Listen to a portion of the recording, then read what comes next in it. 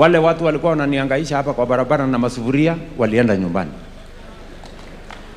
Ama mmewaona kwa barabara hapa na sufuria tena?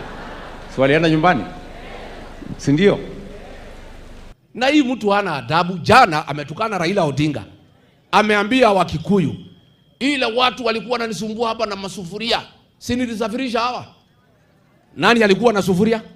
Si ni Raila.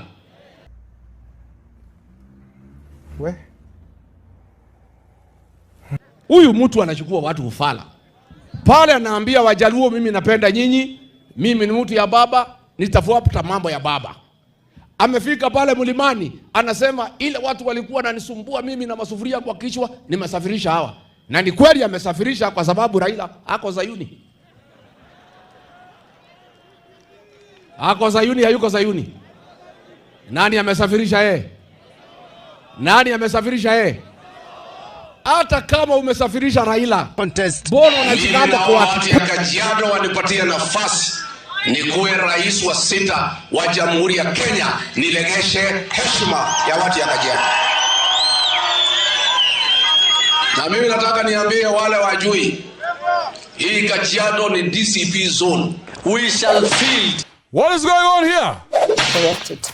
But as much as many people are actually backing up the one-term slogan, they are definitely not backing up Rigathi Gachagua running for the president. And like I have said time and again, if as citizens we do not rally behind one candidate and decide this is the man that we are supporting, this is the man we are giving an opportunity, we are fighting a losing battle.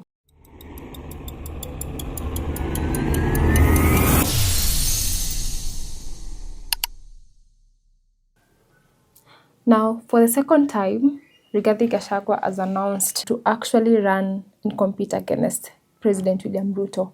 And that will be one of the greatest mistakes Kenyans will make. Now, hear me out.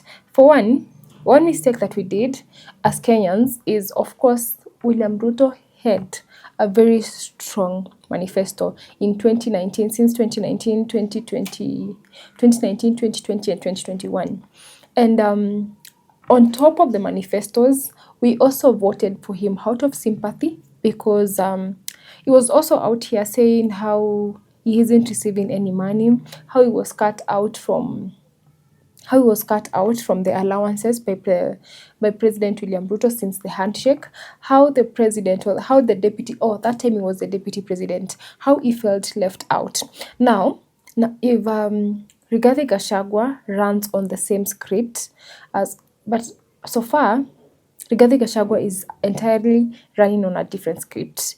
He made an announcement that the DCP tabled on their leader, that is Rigathi Gachagua. Yule mtu ambaye ako na nguvu, yule mtu ambaye ako na muscles, yule mtu ambaye anaweza peleka huyu Kasongo nyumbani. Ukiangalia kwa wanaume wote ni Rigathi Gachagua. DCP party, we are also ready to bring the 6th President of the Republic of Kenya. Muna imani na hiyo? Muna imani?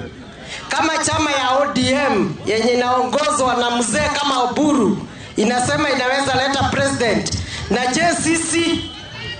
je sisi?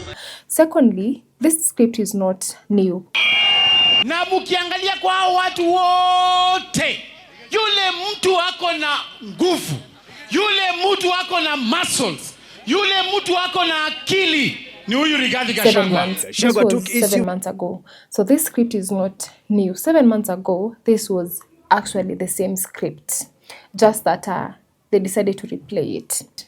Rigathi Gachagua, he's doing a good job as the man exposing this current regime. Because if it wasn't for Rigathi Gachagua, we couldn't be knowing the kind of things that are going on in State House, from the petrol to the corruption. Rigathi Gachagua came out as a man who is exposing the president or his former boss for who he is, And people actually came to the conclusion that we made a mistake as Kenyans and we need to correct it. But as much as many people are actually backing up the one-term slogan, they are definitely not backing up Rigathi Gachagua running for the president. And in so like in Kenyans saying that, of course, they have come out to say, no, we do not want you to play as the president or to run for president. You're doing a good job as keeping an eye or exposing the president for who he is. If you come out and start saying that you're running for the president, or citizens of Kenya are singing one-term slogan without having a candidate, because when Rigathi Gachagua announced his bid to run for president, they said, I am a one-term person, but I'd rather have William Ruto as the president rather than actually returning you to the office. Because truth be said, Rigathi Gachagua is mouthy enough to tell us what is happening, but he does not have the skills to run as the president. Now, the one question remains, in as much as Rigathi Gachagua is not qualified to run for president, so who will? Because the majority of Kenyans are one-term. But one-term, who are you giving the votes come 2027? Because William Ruto doesn't seem to be having a strong leader or a strong opposition come 2027. The other opposition could be David Maraga, of course. David Maraga is not yet on the map when it comes to this particular role, or when it comes to him running for the president. He's not as popular as he should be when it comes to politics. And Kenyans are yearning this kind of a leader, because he once held a Bible and said very confidently that he has never taken a bribe and he will never take a bribe. And in Kenyan politics, it is very rare to find such a gem. And in as much as we are saying that Rigathi Gachagua is as wide to run for president, we only have 3 potential people who can run for this seat. So far, of course, one is William Ruto. And like I have said time and again, if as citizens we do not rally behind one candidate and decide this is the man that we are supporting, this is the man we are giving an opportunity, we are fighting a losing battle. Because William Ruto is wise enough, or William Ruto has the skills. William Ruto has been in this game for 35 years. Now when Rigathi Gachagua says that, And by the way, I don't want to brag, but I want to tell William Ruto, you don't know any politics. You know nothing. I'll teach you politics next year. come 2027, while you, for the last 1 year since you came into office, all you have been saying, you haven't given the Kenyans any of your manifestos, but you've been very quick to point out or to paint William Ruto for who he is. And for that, we are still watching and learning. The problem is not who we are going to elect as citizens of Kenya. Whether Sifuna sits on that seat, whether Rigathi Gachagua sits on that seat, whether David Maraga sits on that seat, we are going to see the same script being replayed time and again. Because for one, the problem is not who sits, the problem is the system. And it is only we, the citizens of Kenya, who can sit down and decide, you know what, we're going to replay this thing and we're going to correct these systems because the system is the problem. The systems that we are having, we are dealing with broken systems. And if we think like changing the candidate or changing the presidency will fix the systems, no, it won't. It definitely won't fix the systems. And you are very close to actually changing the systems or changing this country back in 2024. But we were shown the true colors or the miles or the streams that the people in power are willing to go to keep themselves in power. Now, we may continue electing the wrong people, or we may continue electing people into these seats, but if we do not change the systems, we are also fighting a losing battle. And as Rigathi Gachagua continues his bid for the presidency, one question remains. Majority of people are one term, but they do not have a candidate to stand behind, or they do not have a candidate that they are supporting come 2027. And that leaves us with only one man sitting in power.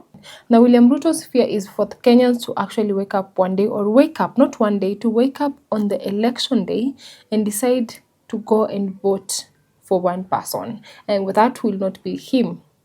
That is his greatest fear. Of course, after going from every county, telling people your manifestos, and of course trying so much to convince the people to keep you in power, people who have been singing one term. And if we still have people who are singing two term, evidently most of them are cashed out. We have seen people in the Kenya Kwanza government running around giving people money to attend rallies and ferrying people in buses to attend rallies.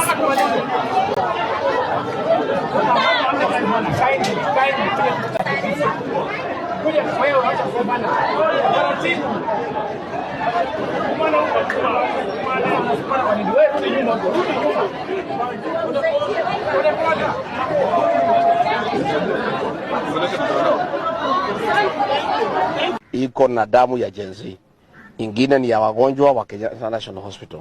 So tumekubaliana na watu pale mlimani, hiyo pesa usipeleke nyumbani, usilipe nayo school fees, usinunue mbuzi. Hiyo pesa inakuliwa tu hapo sokoni, watu wakule, wakunywe maji, pombe, nini. Jana Murang'a imetumika karibu 50 million, mpaka cheji imekosekana. Ilikuwa kila mtu wako na 1,000. Sasa muuzaji wa baa anasema, na unajua hakuna cheji, uitishe vitu inatoshana na 1,000. So pale mlimani pale mlimani ni mambo ya biashara. Huyu Kasongo ananyolewa na Wakikuyu. Wakikuyu wanasema huwezi zika ndovu na pembe, lazima ungoe pembe ndio uzike ndovu. The issue of William Ruto and the mountain, and indeed the rest of Kenya, is finished. Now, one of William Ruto's fear is to have or to wake up one day and Kenyans decide to shift or decide to have a mood swing and decide, you know what, we are not choosing you as the president. And they just decide, you know what, like whatever happened in the 2024 anti-finance bill, Kenyans came out in large numbers, and that shocked this Kenya Kwanza regime, something they were not expecting. And that is why he keeps singing he has to go around. 2027 general election is only months away, and we are here to yet see if Kenyans commit the same mistakes.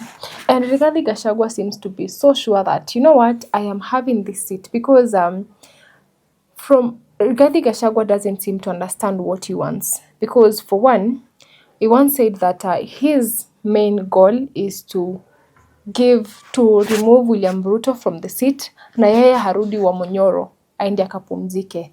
7 or months later, he comes out and says that he's running for the president or for the presidency, while his goal and mission was to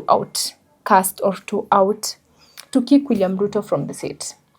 He has also gone to court to demand 80 million. Now, the advisors of Rigathi Gachagua need to have a stand on whether Rigathi Gachagua is an opposer or is simply trying to take William Ruto home and him go back to Wamunyoro or try to vie for another seat, because him jumping from a chief to an impeached deputy president, him wanting to be a president, is not actually viable. It won't work for him. And as most Kenyans are saying, that the fact that Rigathi Gachagua should ask for votes, his or constituency or around his home village, that is Wamunyoro, or in the Gikuyu, let him run for governor, let him run for either governor or something back in the village or back in his county, rather than him wanting to be the president of the nation. Because we have clearly seen that you are good at opposing the president, but you're not good at leading the Kenyans. Rigathi Gachagua needs to have a stand on whether he wants to be an opposer, but him wanting to be a president is actually out of the question. You should actually pick another candidate and bring him to DCP if for the interest of the Kenyans and for the interest of this country, and actually support him. 80% are people's thoughts on X, and just 20% are my takes on the politics of Kenya. Don't forget to subscribe to this channel, and of course turn on your notifications. It's good to have you here. See you same time. Bye.